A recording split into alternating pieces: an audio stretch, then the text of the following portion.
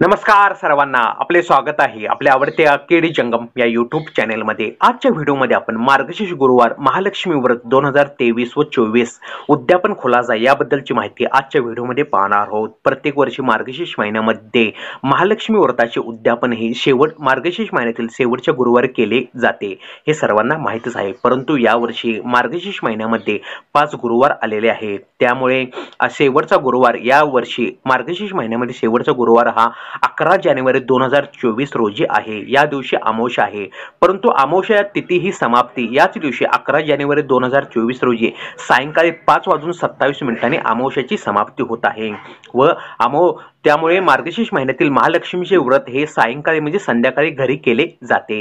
या दिवशी आपण म्हणजे महालक्ष्मी व्रताचे उद्यापन हे 11 जानेवारी 2024 रोजी गुरुवारी या दिवशी महालक्ष्मी व्रत या दिवशी व्रत, उपवास, पूजा, उद्यापन व सवासणी भोजन इत्यादी जी कार्य आहेत हे आपण या दिवशी म्हणजे 11 जानेवारी 2024 रोजी या शेवटच्या गुरुवारी या दिवशी कार्य करावे व याच दिवशी महालक्ष्मी व्रताचे उद्यापन करावे। व्हिडिओ पाहिल्याबद्दल आभार, धन्यवाद।